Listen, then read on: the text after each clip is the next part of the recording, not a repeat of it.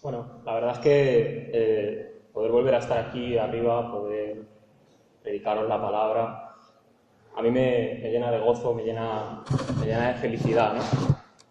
Porque poder predicar la palabra de Dios aquí arriba, para mí la verdad es que, a pesar de que es una enorme responsabilidad y que para mí siempre lo va a ser así, creo que subirse aquí indica mucha responsabilidad, indica saber lo que estás hablando, indica saber que no puedes cometer el error. Puedes cometerlo porque eres humano, pero tienes que procurar confiar en el Espíritu también y saber lo que significa estar aquí. Entonces siento una enorme responsabilidad, pero también cuando siento que el Señor coloca un mensaje en mi corazón, la verdad es que la felicidad o el gozo que yo siento es inexplicable. Yo creo que no existen palabras como para poder expresar eso.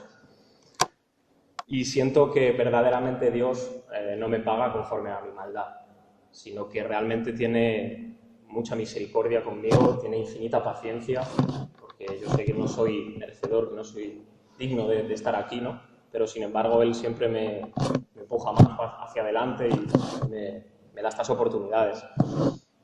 Así que estoy muy agradecido al Señor por este privilegio, muy agradecido. Se lo decía el otro día a la hermana Esther, le decía que yo me encanta predicar, me encanta subirme y predicar. Para mí es increíble. El Señor es precioso. Esa verdad nadie la puede negar. El Señor es precioso y yo por siempre voy a alabar la gloria de su gracia, siempre. Por la poderosa obra que ha hecho en mí, por la poderosa obra que hace en vosotros, que ya ha hecho y que continúa haciendo siempre. Porque eso es así.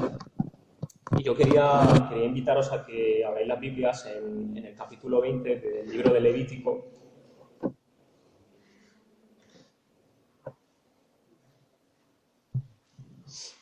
Vamos a leer los versículos 7 y 8. Levítico 20, del 7 al 8. Dice así: santifíquense, pues, y sean santos, porque yo soy Yahweh su Dios. Guarden mis mandamientos poniéndolos por obra, yo soy Yahweh que los santifico. Vamos a utilizar este texto clave, va a ser el texto que va a abrir, el texto llave, por así decirlo, pero vamos a usar muchos textos. Hoy voy a traer muchos textos, quiero que estemos en todo momento con la Biblia para arriba y para abajo, así que espero que vengáis entrenados con la espada. Y yo creo que el Señor ha puesto en mi corazón hablar hoy sobre este tema tan importante que yo creo que a veces lo olvidamos, y fíjate que yo creo que es el objetivo, la principal meta que tenemos que tener todo cristiano, pero a veces nos olvidamos o a veces lo dejamos un poco escondido en el baúl. Y yo quiero hablar hoy sobre la santidad, como hemos leído en el texto de Levítico. Y antes de sentirme hipócrita, por así decirlo, yo quiero reconocer delante de todos vosotros que soy un pecador. Nunca hay cosa que yo pueda hacer que no esté manchada ya por el pecado, porque mi naturaleza caída, aunque a veces intente hacer cosas, siempre hay algo en lo que me equivoco, siempre hay algo en lo que cometo un error. Sin embargo, hay pecados en mi vida con los cuales lucho y que a pesar de que ya no practico, no es lo mismo seguir practicando el pecado, continuándolo como una forma de vida, como caer en el pecado alguna vez. Entonces hay pecados con los que yo lucho y que caigo en ellos alguna vez, y la verdad es que muchas veces tengo ese sentimiento, no sé si vosotros lo tenéis, de sobreculparme en exceso. Que yo no digo que no esté mal, o sea, no digo que esté mal culparse, porque si eres culpable de algo que has hecho, creo que lo esencial o lo primero que tienes que sentir es la culpabilidad. Tenemos que odiar el pecado, entonces la culpabilidad es algo que debemos sentir. Sin embargo, cuando llega un punto en el que tu propio corazón ya te está acusando tanto que pierdes muchas cosas que te hacen feliz o ese gozo, ¿no? Y yo el miércoles pasado, mientras preparaba la predicación y durante toda esta semana pasada, yo me sentía muy acosado por mi propio pecado, ¿no? Porque a veces, pues, como digo, caigo en cosas en las que no me gustaría, cosas en las que odio, y sin embargo cuando caigo, wow, pues me afecta muchísimo y me siento acosado realmente como si me persiguiera en todo momento, ¿no? De hecho, en el Salmo 51, en el versículo 3, en palabras de David dice: porque yo conozco mis rebeliones y mi pecado está siempre delante de mí. Y yo me sentía así, yo me sentía como David, ¿no? Yo notaba verdaderamente que estaba ahí mi pecado acechándome en todo momento, diciendo: mira lo que has hecho, ¿sabes? Y verdaderamente yo perdí las ganas incluso de orar. Yo no tenía ninguna gana de orar por absolutamente nada. y sentía que el pecado estaba a mis espaldas. Yo no me sentía inmundo, me sentía sucio. Y yo creo que todos alguna vez sentimos esto, y sobre todo creo que la primera cosa que hacemos cuando a lo mejor hemos caído en un pecado, no sé por qué, automáticamente muchas veces sentimos que no podemos orar o algo así. Al menos a mí me da esa sensación a veces, ¿no? Como diciendo, qué hipócrita me siento, ahora voy a orar a Dios y me va a decir que no.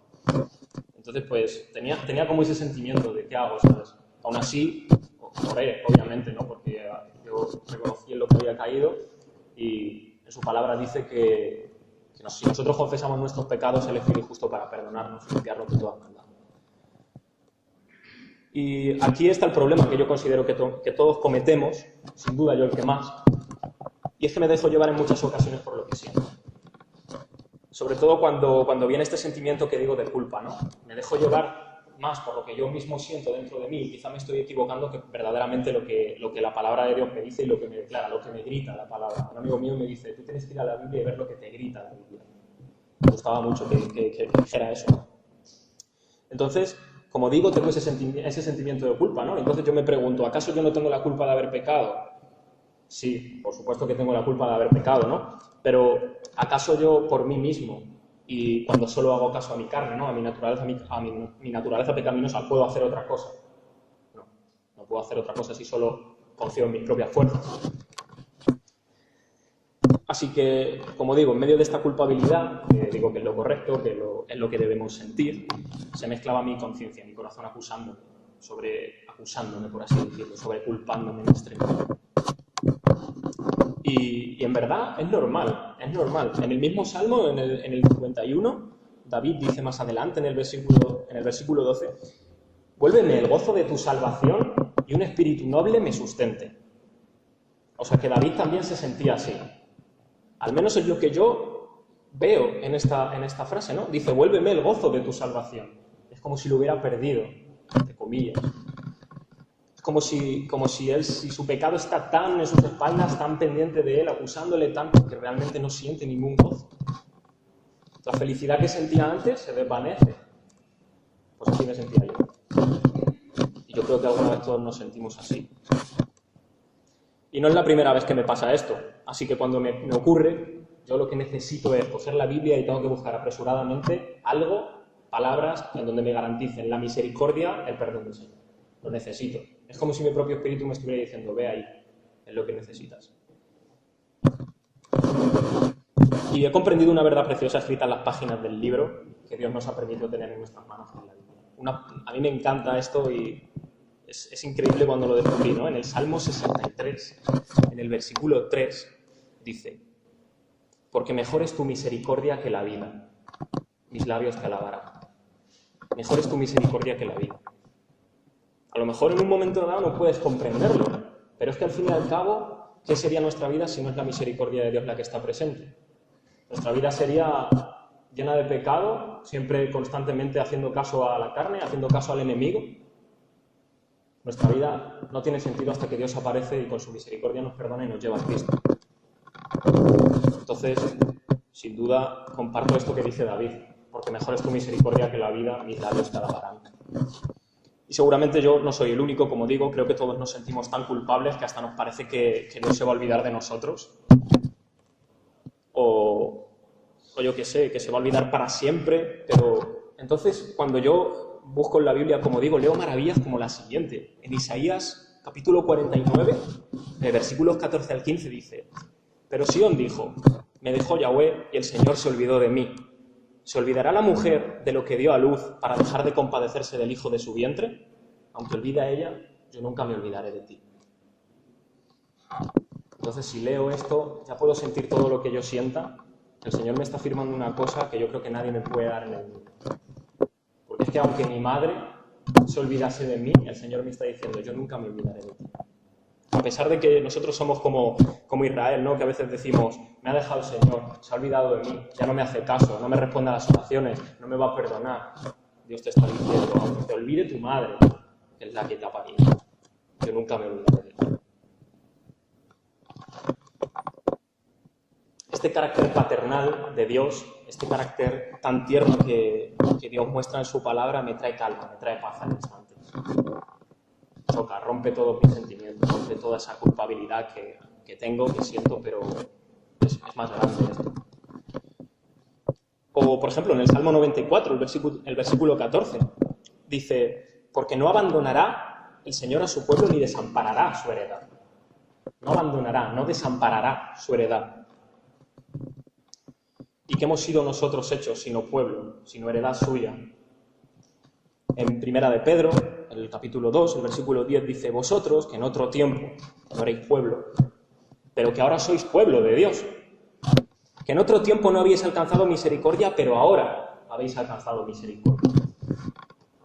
Cuando no éramos pueblo, cuando no habíamos alcanzado misericordia, entonces vale, ahí estábamos condenados. Pero gracias a Cristo hizo de los pueblos uno, y ahora somos su pueblo, ahora somos su heredad. Entonces esta promesa que hay aquí, que dice, no abandonará el Señor a su pueblo ni desamparará su heredad, también es para nosotros, no solo para el pueblo de Israel. También es para nosotros porque nosotros hemos sido hechos su pueblo. Y como decía, cuando me siento tan culpable por mis transgresiones, por mis pecados, mis caídas, busco desesperadamente en su palabra la seguridad que eso me trae, la garantía de su misericordia, y desde luego yo encuentro cosas de nuevo que otra vez rompen conmigo. Por ejemplo, en el Salmo 136, en la segunda línea de cada versículo del Salmo 136, repite constantemente, porque para siempre es su misericordia. Porque para siempre es su misericordia. No tiene fin. De hecho, en griego, para siempre es eternamente. O sea, que su misericordia es eterna. Os hablaba también antes que muchas veces me frustro o pienso cosas como Dios no me va a perdonar, o Dios no escucha mis oraciones, no me responde, no me hace caso. Porque yo alimento estos pensamientos que tengo desde el sentimiento de mi corazón. Y no porque yo quiera ser pretencioso o soberbio, sino que, es decir, yo no quiero ser el que parece que le está exigiendo a Dios lo que Él tiene que hacer conmigo. Que también muchas veces creo que podemos llegar a sentirnos así. Yo creo que eso no debería estar en el corazón de ninguno, de hecho Dios me libre de ello. Sino que ante esa preciosa seguridad que yo necesito y que solo Dios me puede dar, me acuerdo de Jeremías, capítulo 17, versículo 9. Engañoso es el corazón más que todas las cosas y perverso. ¿Quién lo conoce? Desde luego yo no lo conozco en profundidad. Lo único que lo conoce es Él. Él sabe lo que hay dentro de mí, y a pesar de saber lo que había dentro de mí, me dijo, ven para acá, y te deseo. Y aún así, cuando yo leo esto, que engañoso es mi corazón y perverso, siento paz. Y siento calma. Me siento feliz de saber que mi corazón es engañoso. Y suena loco, ¿no? Suena loco porque me diréis, no sé por qué piensas que eso te da felicidad o que te trae calma saber que tu corazón es engañoso. Me da paz saber que mi corazón es engañoso porque eso me hace no confiar en mí mismo. En no dejarme llevar por mis sentimientos, sino en confiar plenamente en las preciosas palabras del Señor. Por eso me alegro cuando yo sé que mi corazón es engañoso. Porque me dice, oye, no confíes en ti, mejor confía en mí. Ten fe en mí, es lo que yo te digo. Así que yo le doy gracias al Señor por enseñarnos que nuestro corazón es engañoso, porque si no seguiríamos destruyéndonos. Y esto tenemos que aplicarlo en nuestras vidas cuanto antes, porque vivimos en un mundo donde nos intentan llevar, donde nos intentan hacer vivir a base de emocionalismos, constantemente. De hecho, no sé, te puedes poner a leer un periódico y son muy sensacionalistas, o cualquier anuncio, de televisión siempre, muy sensacionalistas. Yo no digo que hablen de cosas importantes muchas veces, pero nos intentan llevar a base de emociones, porque es muy fácil controlar a una persona a base de las emociones, la verdad. Y yo no digo que los sentimientos sean malos, yo no digo que los sentimientos no haya que tenerlos. Yo creo que Dios también nos puede hablar a través de sentimientos, creo que Dios nos ha creado seres también sentimentales, pero el problema no está en tener los sentimientos, el problema está cuando los sentimientos rigen nuestra vida, cuando se convierten en ídolos, cuando convertimos en dioses a nuestros sentimientos en vez de a lo que es Dios. En Hebreos, en el capítulo 13, versículo 9, habla pues, sobre no dejarse llevar por doctrinas raras, por doctrinas extrañas, ¿no? Pero yo creo que dice algo en ese versículo que también lo podemos aplicar a esto. Al fin y al cabo, podríamos decir que somos capaces incluso de hacer doctrinas con nuestros propios sentimientos. Y dice en Hebreos 13, 9, Porque buena cosa es afirmar el corazón con la gracia. Y muchas veces yo creo que nosotros confirmamos nuestro corazón no con la gracia, sino con nuestros propios sentimientos, o con lo que nosotros creemos. Y verdaderamente cuando nosotros construimos algo sobre algo que es nuestro, o bien sea en otra persona o bien en otra cosa, cuando nuestra vida no está en la roca, que es Cristo, el día que eso se vaya, porque se va a ir, si has construido una torre hasta arriba, que es tu vida, adiós. Así que mejor no confirmes tu vida en ti mismo, no la confirmes en tus sentimientos, no la confirmes, yo qué sé, incluso en tu mujer, en tu marido, en tus hijos, no sé, es decir, van a morir. Esa es la afirmación clave de todo, yo creo, ¿no? Hay un predicador, lo conoceréis supongo, Paul Washer, que él cuando se convirtió, antes de convertirse, le preguntaba a un hombre que le fue a predicar, le dijo, ¿tú eres feliz? Y le dice Paul Washer, no. Y le dice, ¿tú eres rico? ¿Tú tienes dinero? Sí, sí tengo dinero. ¿Tú tienes lo otro? Sí, sí lo tengo. Lo tenía todo. Y dice, ¿y por qué no eres feliz? Y dice, porque voy a morir. ¿No eres feliz? Porque iba a morir, claro. Y estaba viviendo su vida para otros ídolos, para otros dioses, los sentimientos, o cualquier otra cosa que se os pueda ocurrir. Entonces, como decías, ¿no? Estaba yo el miércoles, pues con todo esto, ¿no? Que me iba ocurriendo desde el fin de semana pasado, y yo estaba en la facultad, esperaba la hora que empezaba el culto, porque todos los miércoles hacemos un culto, y yo estaba esperando a que empezara todo, porque había llegado tiempo antes. Y yo estaba ahí con toda la historia en mi cabeza, estaba sentado en las escaleras, y yo oraba a Dios. Yo no recuerdo exactamente lo que le estaba diciendo, ¿no? Pero con palabras exactas no lo sé, pero vamos, le estaba pidiendo perdón, le estaba rogando misericordia, ¿no? Seguía con mi pecado persiguiéndome ahí a mis espaldas, acechándome, clavándome puñales. Y yo le estaba pidiendo perdón, le estaba rogando misericordia, ¿no? El pecado estaba persiguiéndome. Y terminé de orar, me levanto de las escaleras y camino hacia una de las clases, ¿no? Hay un pasillo así largo y hay una de las clases aquí, a la derecha, y yo vi que había algo escrito en la pizarra. Entonces, como no lo veía muy bien, me encendí la luz, me acerqué y yo, la verdad es que esto me encanta. A mí cuando Dios responde con pequeños detalles, justo me acerco a la pizarra, ¿no? También estaba meditando un poco sobre esto, sobre, mira, mi pecado, yo quiero ser santo, ¿no? Yo quiero vivir una vida de santidad, para eso me ha llamado Dios. Y justo cojo, miro la pizarra y hay dos frases. Y una de ellas decía tal cual: Dios demanda de nosotros santidad. Y a continuación, parte de Primera de Pedro, 1:16, que dice, sed santos como yo soy santo. Y abajo, justo abajo, estaba Hebreos 12:14, que dice, sin santidad nadie verá al Señor. Para mí es impactante, sin santidad nadie verá al Señor. Y entonces cuando sientes la punzada, ¿sabes? Esa punzada de la palabra que hace en ti, que te hace romper. Que es lo que dice justo Hebreos también, en el capítulo 4, versículo 12, dice, porque la palabra de Dios es viva y eficaz y más cortante que toda espada de 2 filos y penetra hasta partir el alma y el espíritu, las coyunturas y los tuétanos y discierne los pensamientos y las intenciones del corazón. Y luego más adelante, en el versículo 13, dice, y no hay cosa creada que no sea manifiesta en su presencia. Antes bien, todas las cosas están desnudas y abiertas a los ojos de aquel a quien tenemos que dar cuenta. Eso es un juez, no nos podemos olvidar. Es cierto que se ha convertido en nuestro Padre, que nos ha hecho hijos suyos, pero aún así, eso no es excusa para seguir viviendo una vida cayendo en pecado. O sea, es decir, podemos caer en pecado y lo entiendo. Yo no soy más santo que vosotros. De hecho, seré menos seguro.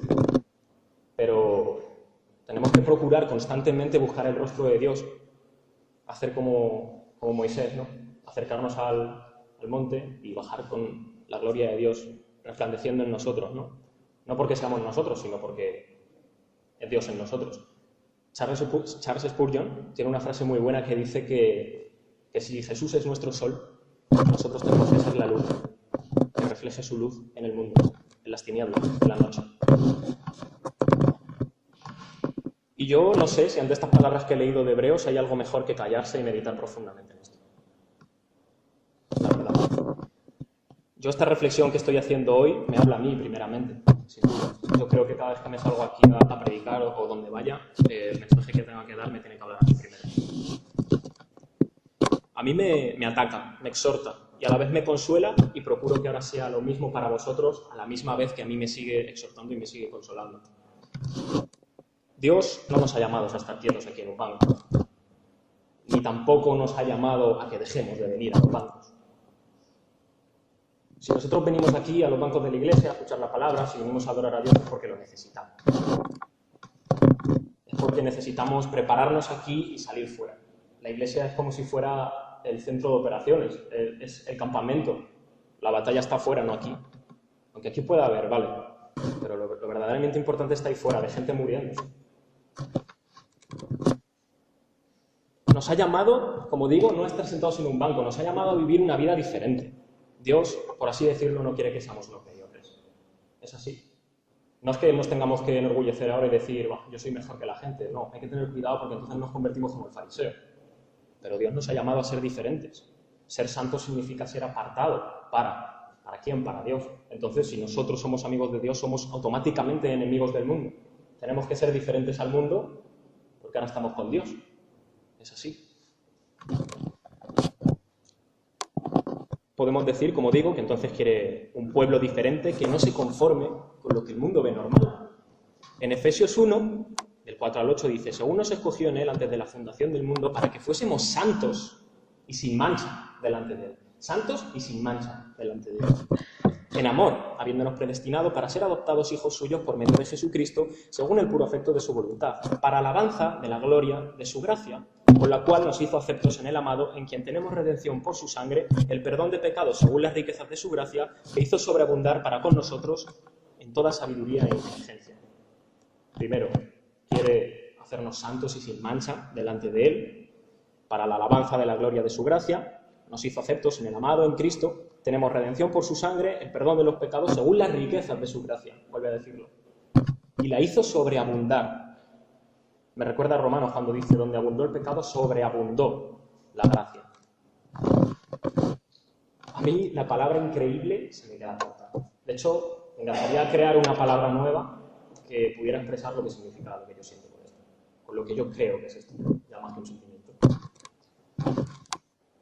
Vuelvo a decir, Charles Spurgeon decía, las ovejas pueden caer en el lodo, pero solo los cerdos se revuelcan en él. Es durísimo, pero es así. Y gracias a Dios hemos dejado de ser cerdos. Gracias a Dios que ahora somos ovejas. Podemos caer, ¿verdad? Podemos caer. Los Salmos 23. El Señor es mi pastor, nada me falta. Yo soy su oveja. Si yo caigo, sé que me va a coger, sé que me va a limpiar, me va a quitar todo lo que he manchado de mí. Porque yo me lo merezco, ¿no? Yo soy su oveja. Las ovejas son bobas. Las ovejas van así, sin más, no sé. Siguen a su pastor porque si no lo siguen, pues se pierden y se mueren. Y yo, la verdad que quería contaros una historia que vi por internet. Era muy buena. Y la he retocado un poco en el sentido de, pues, para hacerlo a mi forma, pero el mensaje es el mismo, ¿no? Cuenta que había un maestro que iba con su discípulo, iban caminando, y en un momento dado se hizo de noche y ellos estaban hambrientos. Entonces se paran, justo en un bosque había una casa, y se paran allí. Entonces la casa era horrorosa. Estaba que se caía a cachos, horrible, feísima. Y van para allá, ¿no? Saludan a los propietarios, entran y se dan cuenta de que en ese pequeño habitáculo, porque encima era muy pequeño, no solo vivía el matrimonio que les había saludado, sino que vivían otras 6 personas con ellos, había 8 personas ahí, viviendo en esa casa andrajosa. El joven discípulo observaba también todo eso, observaba las ropas con las que iban vestidos estos hombres y se daban cuenta de que era una familia extremadamente pobre. Entonces le preguntó, ¿cómo viven ustedes? ¿Cómo se ganan la vida?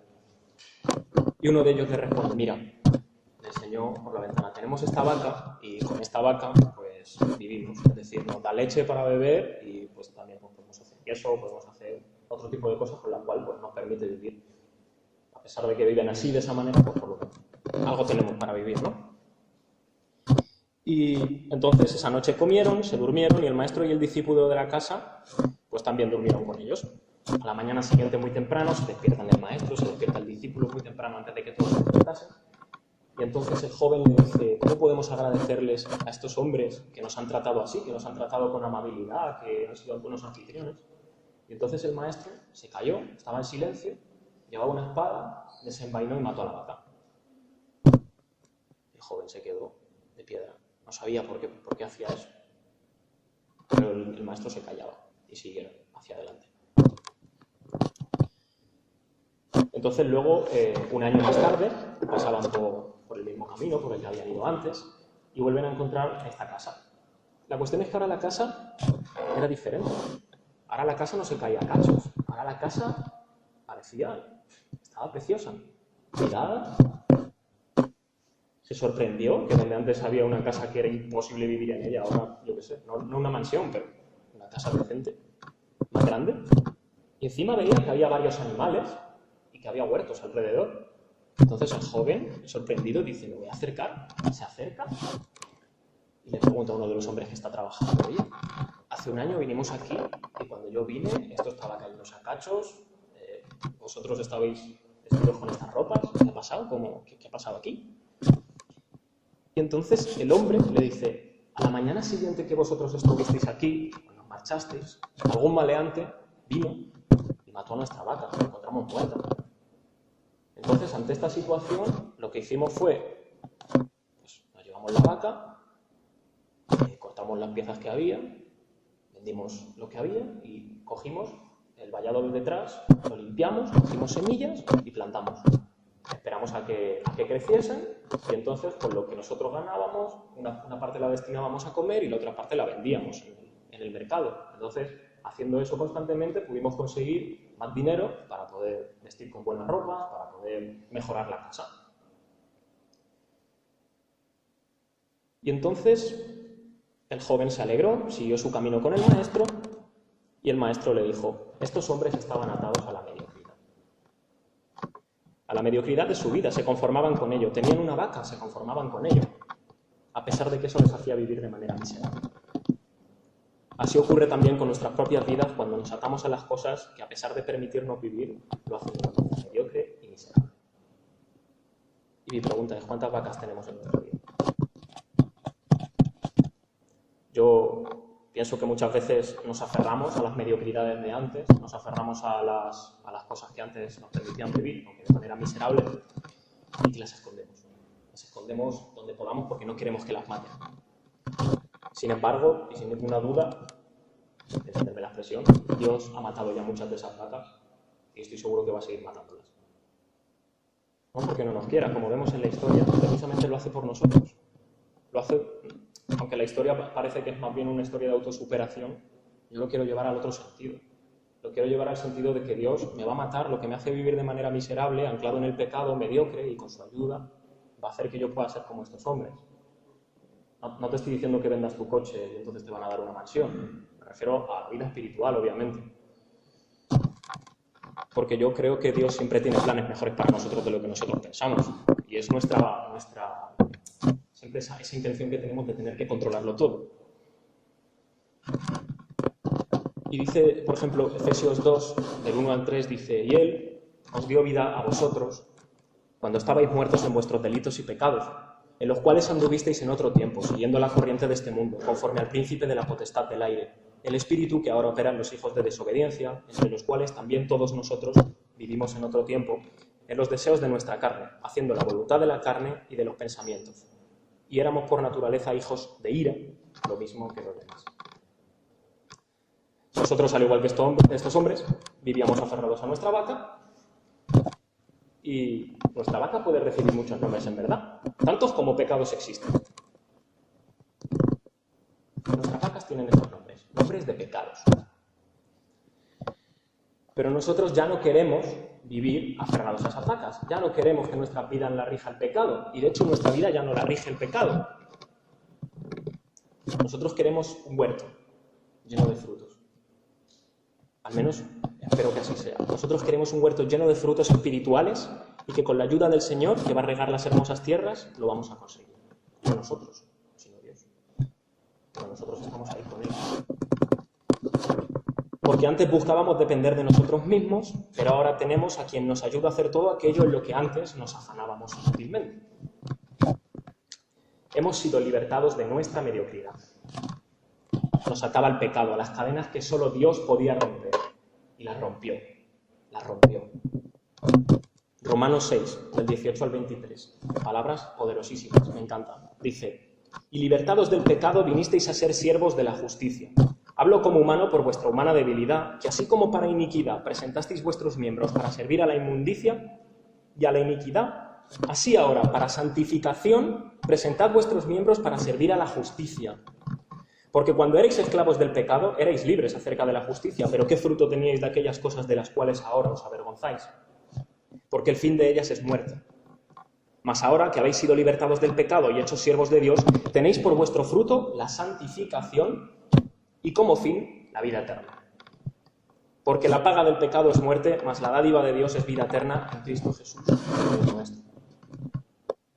Es cierto, como decía, aún podemos caer en pecado, es verdad, como decía Charles Spurgeon, soy una abeja, aún puedo caerme en el lodo, aún me puedo manchar, pero yo tengo todavía una cosa más cierta que esto, porque es verdad que nosotros caemos y eso es cierto, pero eso tiene que ser eliminado.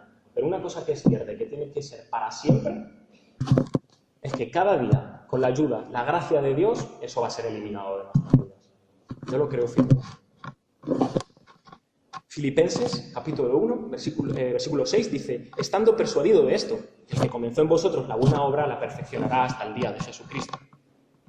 Entonces, volviendo a lo de antes un momento, cuando yo pensaba en Dios no me va a perdonar, Dios se ha olvidado de mí, Filipenses 1:6, estoy persuadido de esto, que el que comenzó la buena obra en vosotros la perfeccionará hasta el día de Jesucristo. Ya se me van quitando las tonterías. Así que caemos en pecado, es cierto, pero ya no reina en nosotros. Como dice Romanos 6:14, lo decía hoy Edu, creo. Ya no estamos bajo la ley, estamos bajo la gracia. ¿Cómo podemos limpiarnos? ¿Cómo podemos limpiarnos de esta contaminación que hay en nosotros? Buscar esa santidad, ¿no? En la segunda carta a Corintios, en el capítulo 7, versículo 1, dice: así que, amados, puesto que tenemos tales promesas, limpiémonos de toda contaminación de carne y de espíritu, perfeccionando la santidad en el temor de Dios. Así es como se limpia. Perfeccionando nuestra santidad, buscándola constantemente en el temor de Dios. Es difícil, pero tenemos que vivir como si pudiésemos ver delante de nuestros ojos la eternidad. Viviendo de manera que muramos cada día. Que clavemos en la cruz todos los días de nuestra vida todo lo que ya nos sirve, todo lo que ya no vale de nosotros. Porque Jesús dijo: cargar con vuestra cruz cada día y seguir. Y cargar con la cruz significa saber que voy a morir. ¿Y que tiene que morir de mí? Todo lo que ya no vale, el pecado, lo que no sirve. Y cuidado, porque nosotros fuimos crucificados con Cristo. Y ya no vivo más yo, sino que Cristo vive en mí. De hecho, Gálatas 2:20 lo dice: con Cristo estoy juntamente crucificado, ya no vivo yo, mas vive Cristo en mí. Y lo que ahora vivo en la carne, lo vivo en la fe del Hijo de Dios, el cual me amó y se entregó a sí mismo por mí. Y por ti. Vivir luchando como soldados contra el pecado. A pesar de las heridas, el Señor siempre las va a vendar. Siempre. No tengas miedo ya. No tengas miedo. Imagina que Goliat es tu pecado, imagina que David es Cristo. Porque nosotros somos el pueblo con miedo ahí. Nosotros no. Este es muy gigante. No te preocupes. No te preocupes. Cristo va a vencer por ti. Lo va a hacer. Te va a ayudar. En 2 Corintios, capítulo 4, del 16 al 18, dice: por tanto, no desmayemos. Antes, aunque nuestro hombre exterior se va desgastando, el interior, no obstante, se renueva de día en día. Porque esta leve tribulación momentánea produce en nosotros un cada vez más excelente y eterno peso de gloria. No mirando nosotros las cosas que se ven, sino las cosas que no se ven. Porque las cosas que se ven son temporales, pero las cosas que no se ven son eternas. Por eso digo que nosotros tenemos que vivir cada día como si nosotros con nuestros propios ojos viéramos la eternidad. Por lo menos yo. Ayer hablaba con una chica con la que he tenido oportunidad de predicarla y yo le decía que si estaba tan seguro de la salvación. Yo le decía: sí, pero porque no me fijo en esto de aquí. Yo me fijo sabiendo que mi objetivo que tengo delante es ver a Jesús. Entonces, cuando yo tengo mi objetivo en mi vida, que yo tengo que ir allí porque allí está Cristo, a mí me da igual que por aquí me venga alguien a pegarme, o yo qué sé, me da igual. Porque yo no me centro en lo que hay alrededor del camino. Yo me centro en eso de allí, allí está Cristo. Yo quiero ir allí, a mí me da igual esto. Así que, hermanos, yo creo que tenemos que hacer morir todo lo terrenal. todo lo carnal de nosotros cada día. ¿Caeremos, como decía? Sí. Pero llegará el día en que no vuelva a haber caída. Y dice el Señor en su palabra, por medio de su siervo Pablo, en Romanos, cuando habla de aquellos que son débiles en la fe, dice: ¿tú quién eres que juzgas al criado ajeno? Para su propio Señor está en pie o cae.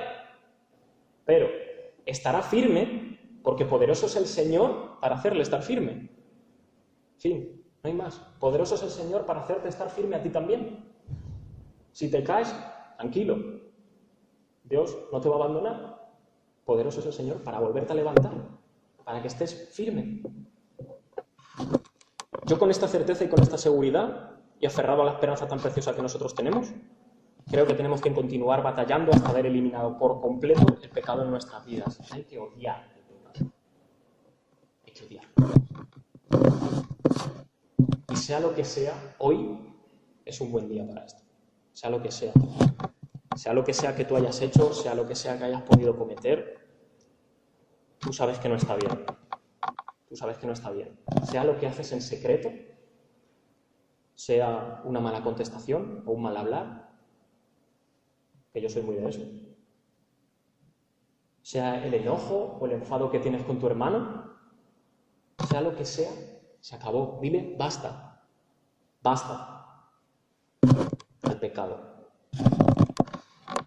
Y es difícil y vamos a tener esa debilidad. Pero también me acuerdo lo que le dice el Señor a Pablo. Dice: bástate mi gracia. Bástate solo mi gracia. Nada más. Buscas más cosas, me da igual. Bástate mi gracia, porque mi poder se perfecciona en la debilidad. Y yo quería terminar con Colosenses, capítulo 1, versículo del 21 al 22, que dice: y a vosotros también, que erais en otro tiempo extraños y enemigos en vuestra mente, haciendo malas obras, ahora os he reconciliado en su cuerpo de carne por medio de la muerte, para presentaros santos y sin mancha, irreprensibles delante de Él. Santos, sin mancha y irreprensibles. Y nosotros tenemos que perseguir eso. Nosotros tenemos que perseguir ser santos, estar sin mancha delante de Él, ser irreprensibles, porque Dios quiere un pueblo santo. Tenemos que luchar por conseguir eso. Tampoco lo convirtamos en idolatría. Hay que tener cuidado. La santidad se persigue, pero lo importante es Dios. Vamos a orar. Señor, gracias porque un nuevo día más, Señor, tu misericordia es nueva cada mañana, Señor. Tu fidelidad es para siempre y tú nos permites, Señor, poder estar aquí un día más, escuchando tu palabra, adorándote, Señor, alabándote. Y, Señor, nosotros nos presentamos hoy delante de ti sabiendo que muchas veces, Señor, caemos en pecados, caemos en fallos, en errores, Señor, que no queremos cometer. Muchas veces, Señor, sentimos dentro de nosotros esa experiencia que tu mismo siervo Pablo tenía, Señor. Muchas veces lo que no queremos hacer lo hacemos y lo que queremos hacer no lo hacemos, Padre. Sabemos, Señor, que nuestra carne es contraria al Espíritu para que no hagamos lo que queremos, Señor, y también sabemos que ya no vivimos conforme a la carne, sino conforme al Espíritu. Ayúdanos, Padre, en todo momento a que tu Santo Espíritu nos dirija en nuestras vidas. Danos también, Señor, la sabiduría y el entendimiento que necesitamos para seguir esta carrera, Señor, para seguir perseverando en esta fe, Padre, que tú nos das, esta salvación tan preciosa que tú nos das en Cristo, Señor. Ayúdanos a entender en cada momento, Padre, que tú enviaste a tu propio Hijo a morir por nosotros, Señor, y que eso sea para nosotros la clave cuando la tentación venga a nuestras vidas, Señor. Que recordemos que la sangre de Jesús fue derramada por amor a nosotros, Señor, que nos demos cuenta que cuando caemos en pecados estamos entristeciendo a la persona que más nos ama y eres tú, Señor. Ayúdanos, Padre, a ser un pueblo santo, a vivir en santidad, Padre, como tú quieres, sabiendo en todo momento, Señor, que tú nos has ordenado que seamos santos y también sabiendo que eres tú el que nos santifica, Padre.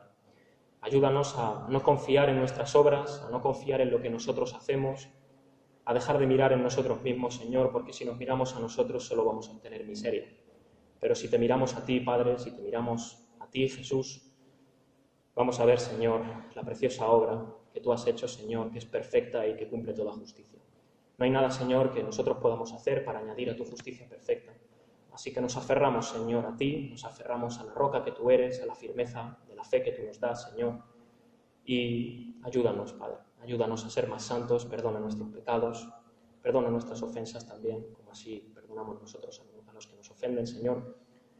Y ayúdanos, Padre. Ayúdanos porque necesitamos tu ayuda. Sabemos que por nosotros mismos no somos capaces, pero también sabemos una cosa, que tú, Señor, perfeccionarás lo que has empezado en nosotros hasta el día en que tu Hijo Jesucristo venga. Es en su nombre, Señor, que te damos las gracias y te lo pedimos. Amén.